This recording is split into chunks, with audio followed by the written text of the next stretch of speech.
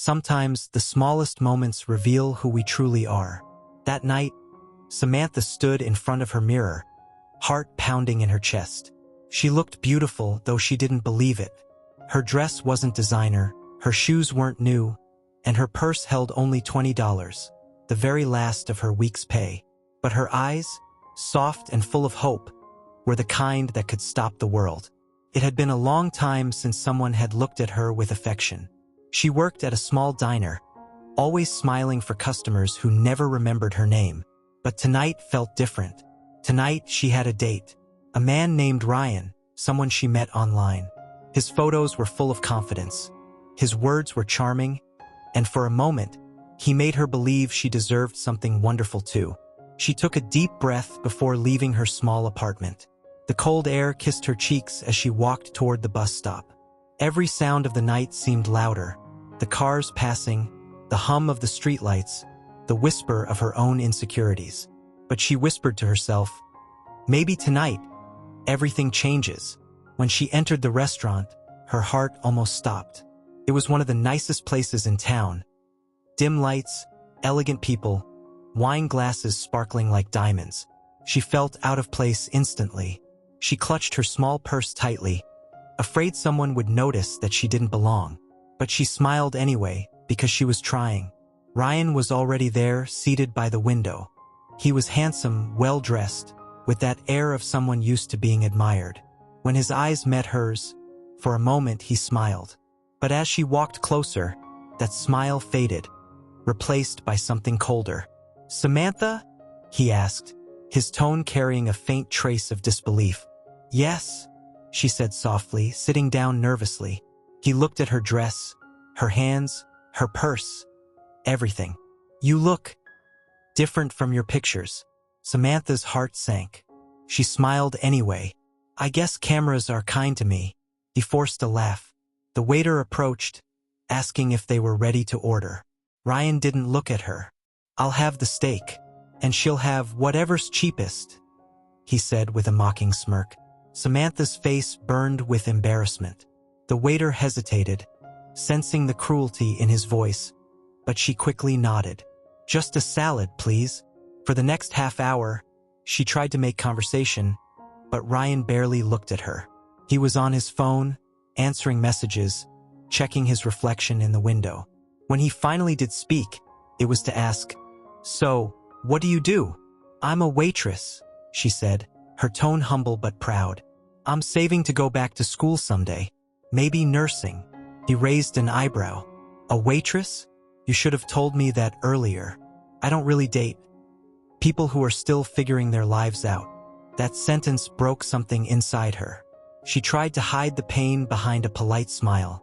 When the check arrived, she reached into her purse, ready to offer her $20. But Ryan stopped her. He looked at the bill, laughed, and then at her. "You know what, why don't you cover it? You picked the place, right?" Her hands froze. She hadn't picked the place, he had. But she didn't want to argue. So she opened her purse and carefully counted her bills. She had exactly $20. When Ryan saw it, he actually laughed out loud. "You came on a date with $20? That's cute." She felt the tears forming, but she refused to let them fall. "It's all I have," she whispered. "Well, that explains a lot," he said, standing up. "You know what? Forget it. This was a mistake." And just like that, he walked away. Samantha sat there, frozen, surrounded by the soft chatter of the restaurant. The waiter returned, holding the bill gently, as if afraid of breaking her further. She didn't move. She couldn't. The laughter from the next table echoed like thunder in her chest. She slowly reached into her purse, her hands shaking. "I'll pay for the salad," she said quietly. "That's all I can do." The waiter nodded kindly. "It's okay, miss. Someone already paid for your meal." She blinked, confused. "What do you mean?" The waiter pointed discreetly to a man sitting at the corner of the restaurant. Tall, calm, with dark hair and kind eyes. He was watching her, not with pity, but with genuine concern. When she looked at him, he smiled, the kind of smile that carried warmth, not judgment. Samantha's heart trembled. She looked away, embarrassed. She didn't know who he was or why he helped her. When she finally stood to leave, the man approached her gently. "Are you okay?" he asked, his voice deep but soft. She nodded quickly, forcing a smile. "Yes, thank you for paying for the meal. You didn't have to." He shrugged slightly. "Maybe not, but I wanted to." There was something disarming about his tone, humble, sincere. He extended his hand.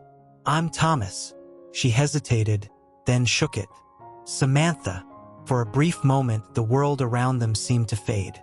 The noise, the music, the pain. It all disappeared.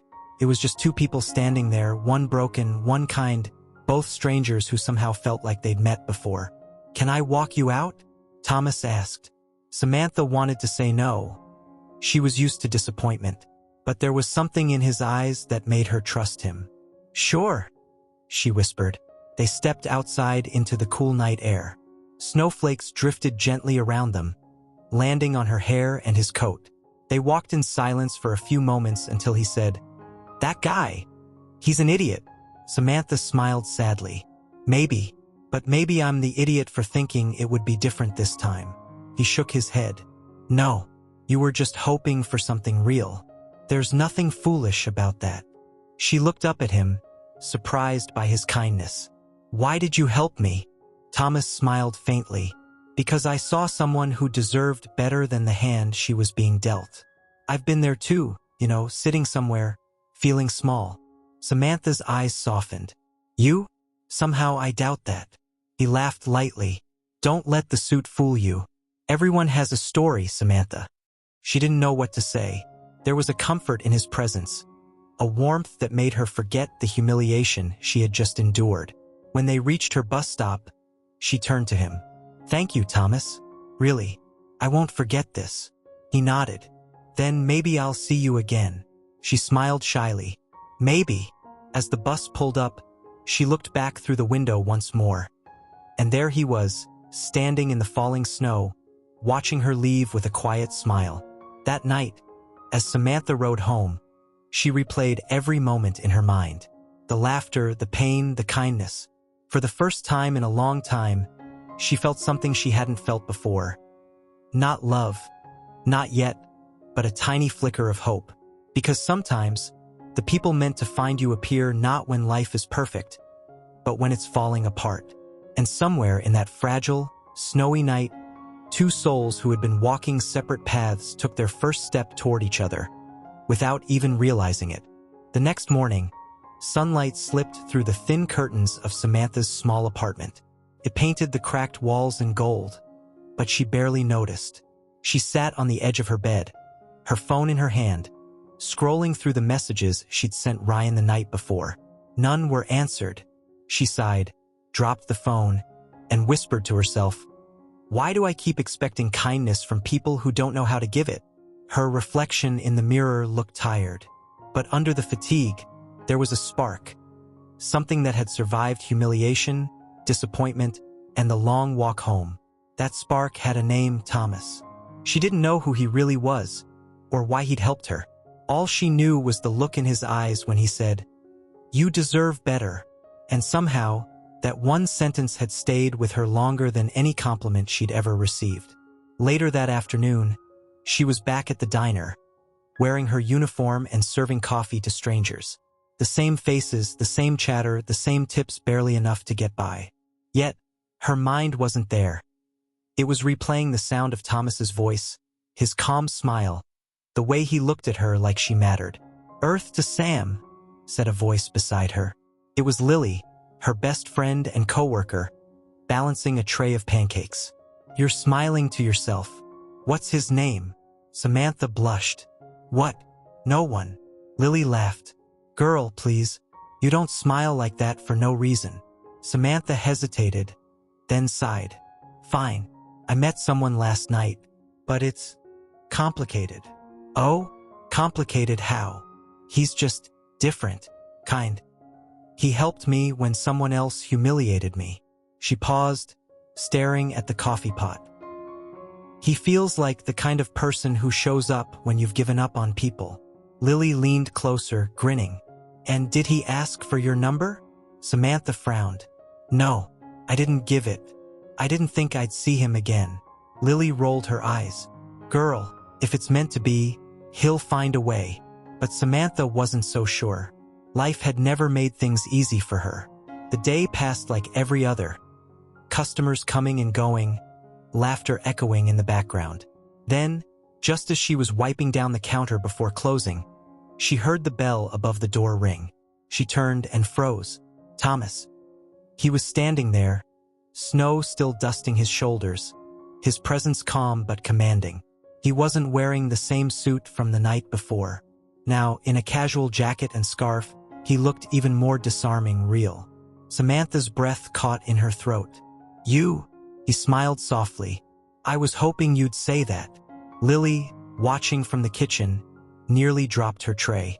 Thomas stepped closer, his voice gentle. I didn't know if you'd want to see me again, but I thought, maybe I could buy a coffee? Samantha blinked, still trying to process that he'd actually found her. You came all the way here just for coffee? He smiled. Maybe for the coffee, maybe for the company. She couldn't help but laugh. A small, nervous laugh that made him smile wider. She poured him a cup and leaned on the counter. So, Mr. Hero, do you make a habit of rescuing strangers in restaurants? He chuckled. Only the ones who look like they deserve better. Still doing that? She teased, rolling her eyes. What? Looking at me like I'm someone special. He held her gaze. Maybe you are. Her heart skipped a beat. No one had ever said that to her. Not like that, not with such conviction. They talked until the diner was empty. About everything and nothing. Her dreams, his work, the little pieces of life that make you who you are. She learned that he ran a small company that built homes for low-income families. He wasn't just wealthy, he was compassionate. And the more she listened, the more she saw that beneath the confidence was a man who carried his own loneliness. When the night ended, Thomas glanced at her name tag and smiled. Samantha, I'm really glad I walked into this place tonight. She felt her cheeks warm. Me too. He hesitated for a moment, then said, Would you let me take you out sometime? Somewhere that doesn't serve burnt coffee. She laughed softly. I don't know if I can afford your kind of places.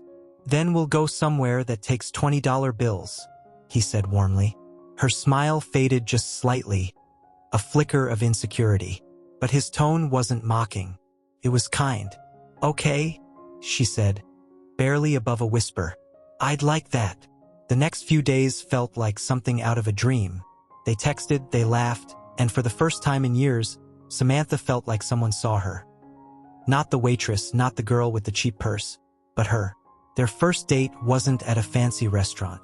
It was at a park with hot chocolate and a walk by the frozen pond. They talked for hours about childhood, fears, and futures they were still building.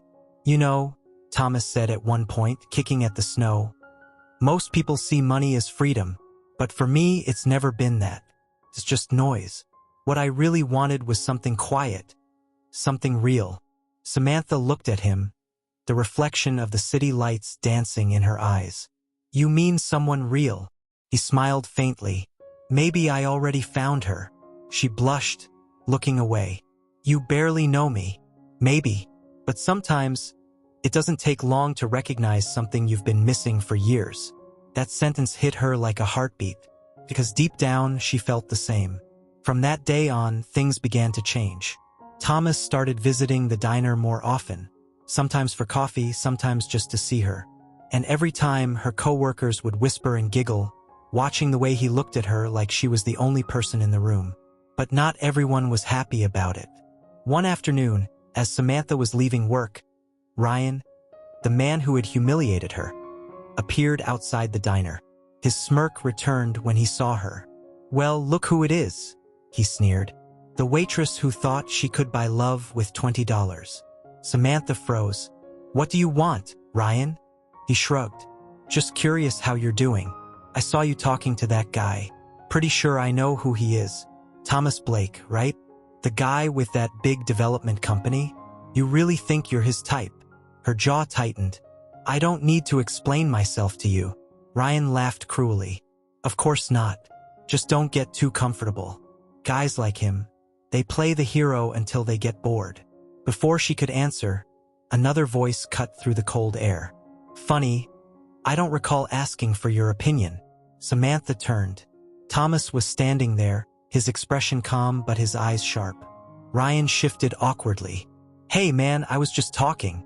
About someone you don't deserve to talk about. Thomas interrupted, stepping closer. Now walk away.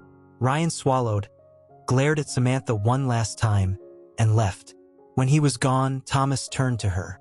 Are you okay? Samantha nodded slowly, though her hands were trembling. Yeah, I just hate that he saw me like that. Thomas reached out, brushing a strand of hair from her face. Let him see whatever he wants. I see you. That's all that matters. And at that moment, standing in the fading light, the city quiet around them, she realized something profound. It wasn't that Thomas had saved her once. It was that, for the first time, someone had chosen to stay. The days that followed their unexpected encounter at the restaurant were unlike anything Samantha had experienced before. Thomas had insisted on walking her home that night, even though she tried to convince him she could take the bus. He refused gently, saying with a calm smile, "No one who's had a night like yours should walk home alone." There was something in his tone, protective but not overbearing, that made her feel safe, maybe for the first time in a long while. Samantha lived in a small apartment at the edge of town.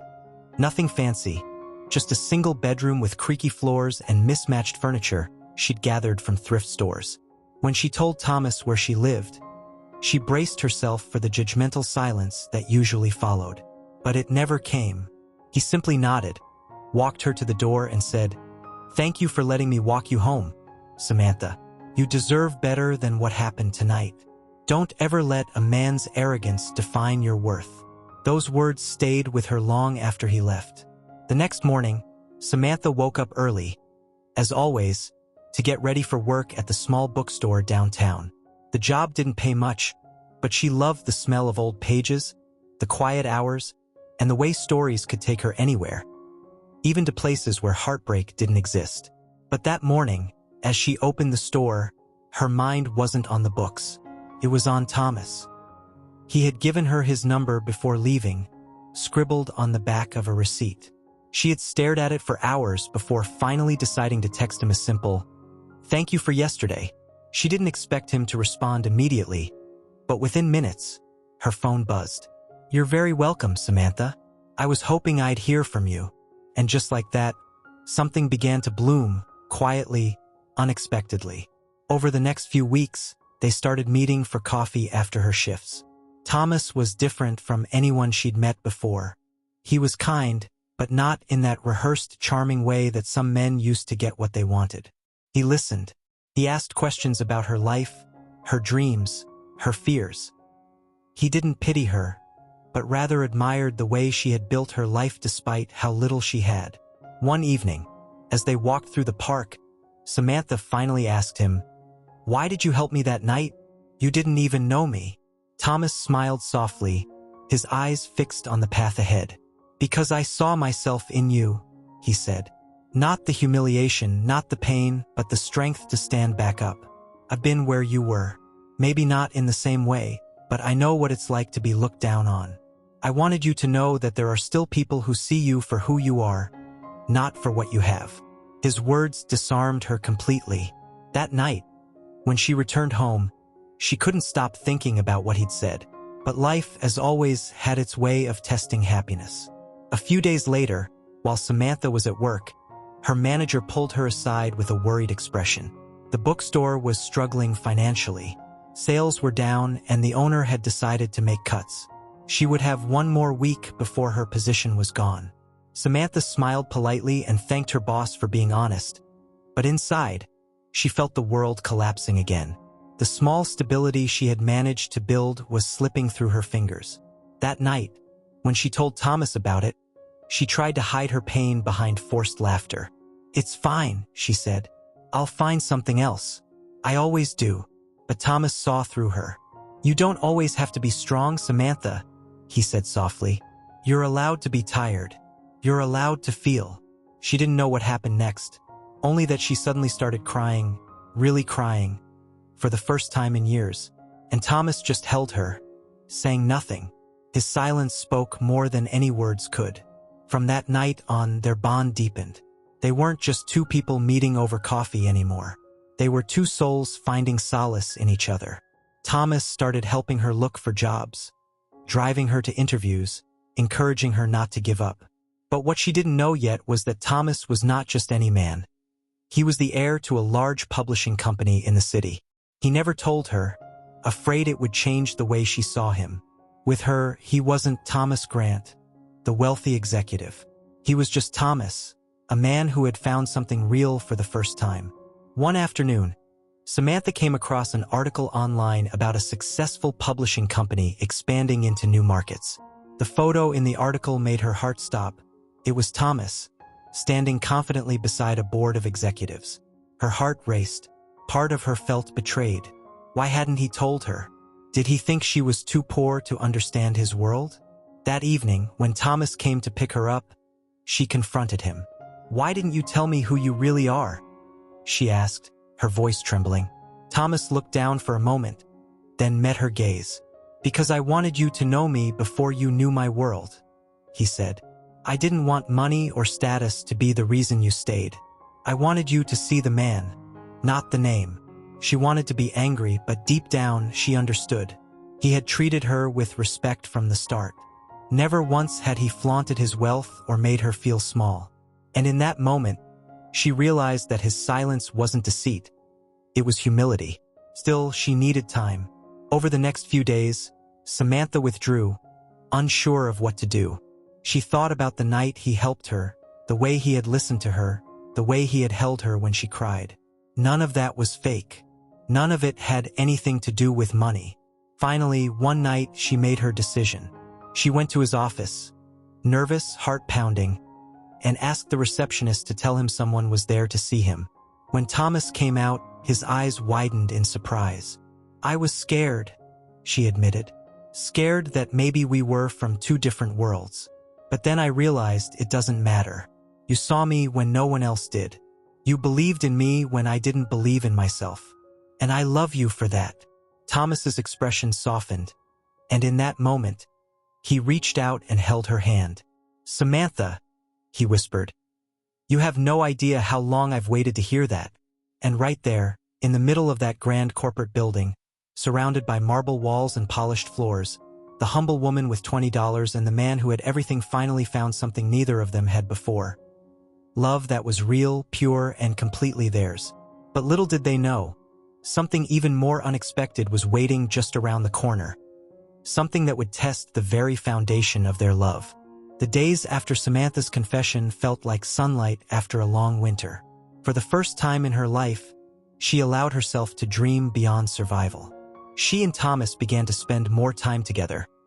Long walks through the city, dinners where laughter replaced silence, and quiet moments where words weren't even needed. It felt like they had both found a home in each other's company. Thomas was patient and thoughtful, never rushing her, never making her feel out of place in his world. When he introduced her to his friends for the first time, Samantha felt nervous. They were polished, sophisticated, and spoke of things she could barely relate to. Vacations in Paris, new business ventures, expensive art collections. She felt small again, like that night in the restaurant, clutching her last $20. But then she felt Thomas's hand gently squeezing hers under the table, grounding her. When someone asked where she worked, he proudly said, "Samantha used to manage a bookstore, one of the most charming places in the city. You should have seen how customers loved her." He said it with such warmth, as if it were the most admirable job in the world. The others smiled politely, but Samantha noticed that his tone silenced any hint of judgment. After that evening, as they walked back to his car, she looked up at him and whispered, "You didn't have to do that." He smiled. "Of course I did. You've never had to pretend to be someone else for me, and I won't let anyone make you feel like you have to." That night, for the first time, she kissed him. It wasn't one of those cinematic, fiery kisses filled with passion and noise. It was gentle, quiet, almost fragile, like a promise of something deep and lasting. Weeks turned into months, and their love only grew stronger. Thomas showed her the world he came from, not with extravagance, but with openness. He took her to museums, to hidden gardens, to charity events where she began to see how his wealth could also be a tool for good. Samantha, in turn, showed him the beauty of simplicity. Picnics by the river, laughter in small coffee shops, and the peace that came from sitting side by side on a park bench, sharing silence. But even love, no matter how genuine, can face storms. Thomas's father, Richard Grant, was a man of power and pride. When he discovered that his son was dating a girl who worked in a bookstore, he was furious. He summoned Thomas to his office one afternoon, and the conversation that followed would haunt Thomas for days. "You're the heir to this company?" Richard said coldly, his voice echoing across the marble walls. "And you're throwing it all away for some woman who has nothing to offer you." Thomas clenched his jaw. "She has everything to offer me. Kindness, honesty, love. Things you can't buy with money." Richard slammed his hand on the desk. "You think love pays bills? You think it keeps a company running? One day you'll wake up and realize that she doesn't belong in our world." Thomas stood. "Then maybe your world isn't one I want to live in." And he walked out. When he told Samantha about it later, she was silent for a long time. Finally, she said softly, "Thomas, I don't want to be the reason you lose your family." He shook his head immediately. "You're not the reason. You're the reminder of everything I wish this world still valued." Despite his words, Samantha could see the worry in his eyes. He was torn between love and duty, between the expectations that had shaped him and the freedom he had found in her. A week later, Thomas invited her to a gala hosted by his family's foundation. "I want you there," he said, "not to prove anything, just because you belong with me." Samantha hesitated but agreed. On the night of the gala, she wore a simple but elegant dress she had borrowed from her friend, soft blue, flowing, modest. When she entered the grand ballroom, heads turned. Not because of her dress or jewels, but because of the way she carried herself, humble, graceful, unpretentious. Richard was there, of course. He greeted her with a polite but cold smile. "So, this is Samantha," he said. "I've heard much about you." Samantha smiled nervously. "I hope some of it was good." Richard's expression didn't change. "We'll see." Throughout the evening, she felt the weight of the stares, the whispered comments. But every time she looked at Thomas, she felt courage flood her chest. When the music slowed and he asked her to dance, the rest of the room seemed to disappear. Halfway through the night, however, Richard made an announcement that left everyone silent. "Ladies and gentlemen," he said, raising his glass, "tonight, I'm proud to introduce the future of Grant Publishing, and I hope he makes choices worthy of the legacy he inherits." His eyes drifted toward Samantha, sharp and disapproving. Thomas's hand tightened around hers. She smiled faintly, trying to hide her pain, but deep down she knew what that message meant. Later that night, when they left the gala, Samantha said quietly, "Thomas, maybe your father is right. Maybe I don't belong in that world." He turned to her, frustrated. "Don't say that. You belong anywhere love exists." Tears welled up in her eyes. "Love isn't always enough to silence the world." He looked at her, his voice breaking. "Then we'll build our own." For a long moment, neither spoke. Then she whispered, "I love you, Thomas, but I don't want to be the reason you lose everything you've worked for." He reached out, cupping her face. "You are everything I've ever worked for." And with that, he kissed her, fiercely, desperately, as if trying to hold the world together through that single act. But love, as pure as it was about to face its biggest test yet. Because in the days that followed, a rumor began spreading. One that would threaten everything they had built together. It started with whispers in the company halls, then headlines in the city's gossip pages. The billionaire and the bookstore girl. A scandal in the Grant Empire. Reporters began camping outside Samantha's apartment. Customers stopped coming to her new job at a local coffee. People she barely knew suddenly had opinions about her life. And Thomas's father used it all to prove his point. When Samantha saw the headlines, she felt her heart break. But even as the world turned cruel again, she remembered the man who saw her when she was invisible. And she knew this story wasn't over yet. The morning after the scandal broke, Samantha sat at her small kitchen table, her hands wrapped around a cold cup of coffee she couldn't bring herself to drink. The newspaper lay in front of her, the bold headlines screaming words she didn't want to read again. From rags to riches. Did Samantha use love to climb the social ladder? Her chest ached. Every word felt like a dagger aimed at her heart. The story twisted facts, painting her as a manipulative woman who had trapped a wealthy heir. They called her a gold digger, said she had a tragic backstory perfectly timed for sympathy. She had worked her whole life to live with dignity. And now, in a single morning, strangers had stolen that from her. When Thomas arrived at her apartment, she was still sitting there, motionless. His tie was loose, his eyes heavy with worry. "Sam," he said softly, stepping inside. "Don't read that garbage. None of it's true." She looked up at him, tears streaking her face. "But people believe it, Thomas. They always believe what they want to believe." He knelt beside her. "Then let them. I don't care what they say. I know who you are." She shook her head, voice trembling. "You can say that because it's not your life they're dissecting. It's not your face on every website, your past being turned into a story." Thomas's eyes darkened. "My father is behind this. I know it. He's trying to push you away." "Maybe he doesn't have to," she whispered. Thomas froze. "What are you saying?" She took a deep breath. "Maybe I should go away for a while, until this dies down." "No," his voice was firm, almost desperate. "Don't you dare let them win. Don't let him win." But she looked at him with quiet pain.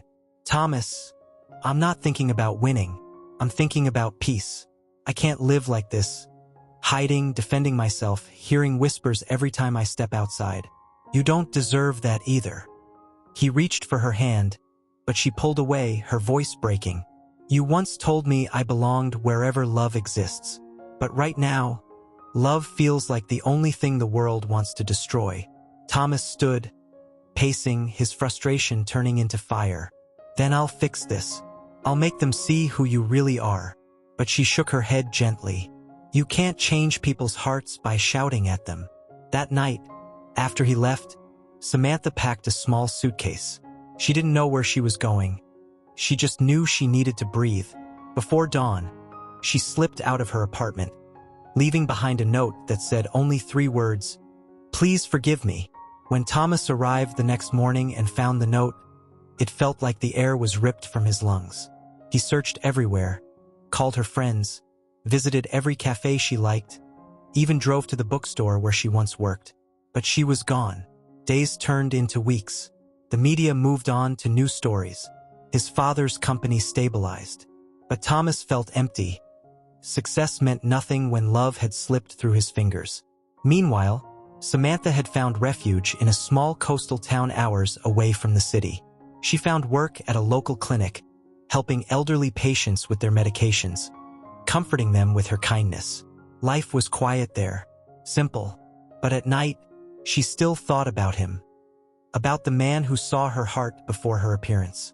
Sometimes she'd watch the sea and imagine him there beside her, silent but close, like the warmth of a memory that refused to fade.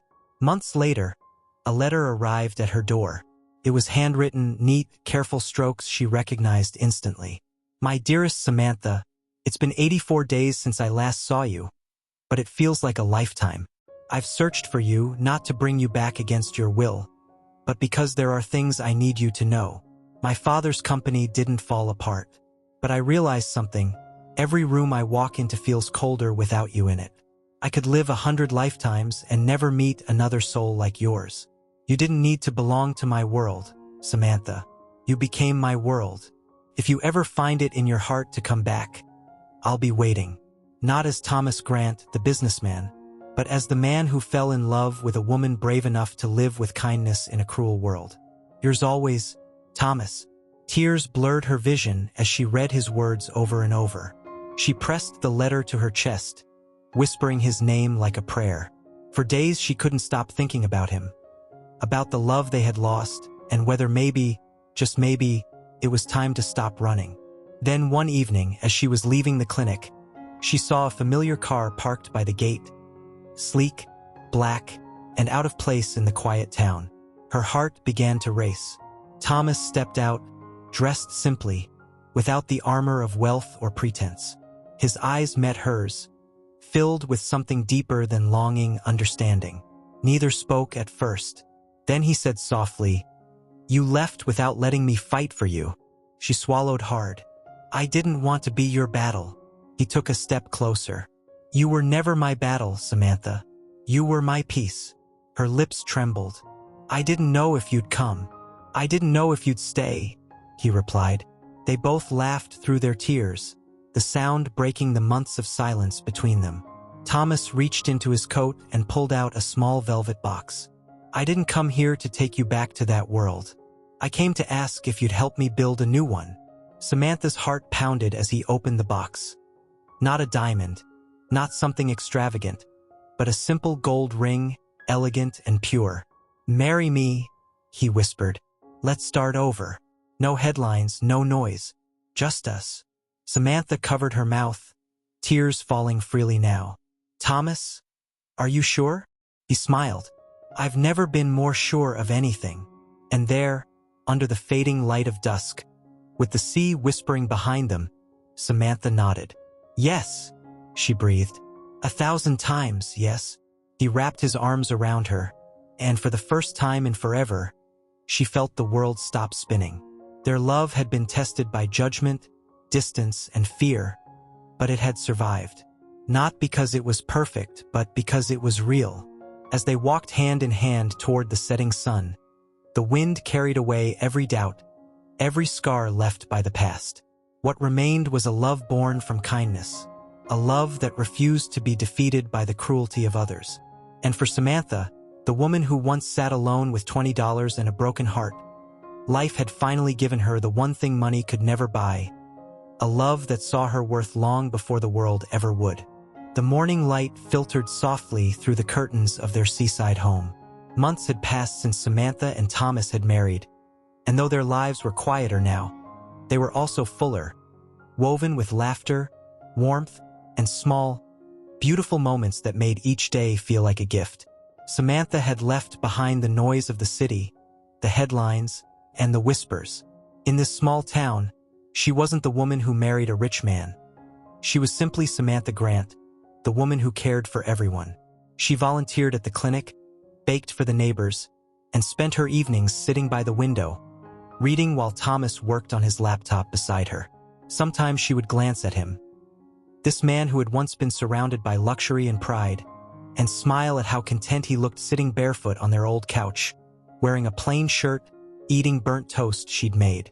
One night, as they walked along the beach after dinner, the sky painted in pink and gold, Samantha turned to him and said, "Do you ever miss it?" "Miss what?" he asked, looking down at her. "The life you had before all this. The money, the power, the people who bowed when you entered a room." He smiled gently, shaking his head. "I thought I would. But then I realized all those years I was surrounded by people, and yet I was alone. With you, I finally learned what it means to live." Samantha's heart swelled. She squeezed his hand. "You know, for someone who once said love wasn't practical, you've become quite the romantic." He laughed softly. "Well, I had the best teacher." They walked in silence for a while, listening to the waves. Then Samantha stopped and looked out at the horizon. "I still can't believe how much can change because of a single moment. If you hadn't walked into that restaurant that night," he interrupted, smiling, "then I'd still be that blind fool eating alone while the most extraordinary woman in the world sat crying a few tables away." Her laughter carried across the water. "You're impossible. And yet," he said playfully, "you married me anyway." Life for a while felt like a story too good to be true. But as the saying goes, happiness always brings its own set of tests. It began one quiet morning when Samantha fainted while preparing breakfast. She woke in bed with Thomas hovering over her, worry etched across his face. "Sam, you scared me. We're going to the doctor." "I'm fine," she said weakly, but her pale face told another story. At the clinic, the doctor smiled after running a few tests. "Congratulations," she said softly. "You're going to be parents." Thomas froze. Samantha's eyes widened. The doctor chuckled. "You look shocked. Is this unexpected?" Thomas blinked, then broke into a stunned smile. "Unexpected? Maybe, but it's the best news I've ever heard." Samantha covered her mouth, tears spilling down her cheeks. She had always dreamed of being a mother, but she never imagined it would happen like this. In a quiet town, with a man who had changed her world. When they got home, Thomas lifted her in his arms and spun her around, laughing like a boy. "A baby, Sam. Our baby." For months, life became even more beautiful. Thomas painted the nursery himself, pale yellow walls with little stars above the crib. Samantha sewed tiny clothes by hand, humming lullabies she remembered from her childhood. But beneath the joy, there was fear that happiness like theirs couldn't last forever. Sometimes she'd wake in the night and watch him sleeping, whispering, "Please let this last." And it did until the winter storm. One night, as snow began to fall heavily, Thomas got a call from a neighbor. An old man trapped on the road, his car stuck in the ditch. Without thinking twice, Thomas grabbed his coat and keys. "Please don't go," Samantha begged. "The roads are dangerous." "I'll be careful," he said, kissing her forehead. "He needs help. I'll be back soon." But hours passed and he didn't return. Samantha called his phone again and again, but there was no answer. Panic clawed at her chest.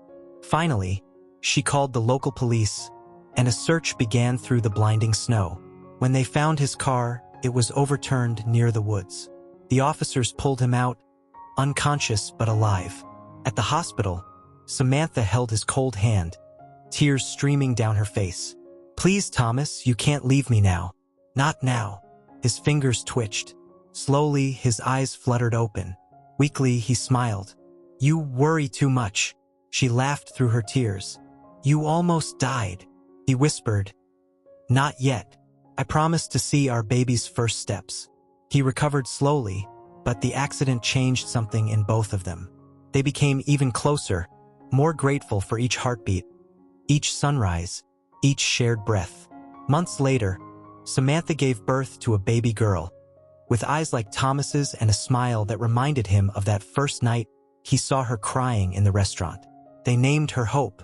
When Thomas held his daughter for the first time, he whispered, "You saved me twice. First your mother and now you." Years passed, and their love only deepened. Thomas returned to his business, not to chase power, but to build something meaningful. A foundation that helped women like Samantha once was, giving scholarships, protection, and dignity to those who needed a second chance. Every project bore the same inscription on its plaque, "Born from kindness." On their 10th wedding anniversary, Thomas took Samantha back to the same restaurant where they had first met. The same table, the same soft lighting. Only now, the world looked at them differently, not as a story of scandal or wealth, but as proof that love could rewrite any destiny. As they finished dinner, he raised his glass and smiled. "Do you remember that night? You had $20 and the courage of 1,000 queens." She smiled back, eyes glistening. "And you had everything except a heart. Until that night." They laughed, and in that laughter lived the echo of everything they'd endured. Thomas reached across the table, took her hand and said, "If I could live my life all over again, I'd still walk into that restaurant. I'd still fall in love with the woman who didn't need saving, just someone to see her." Samantha leaned closer, her voice soft but full of truth. "And you did." Outside, snow began to fall again. Soft, slow, like a memory reborn. But this time it wasn't cold. It was warm, like a promise kept, like love that had found its forever.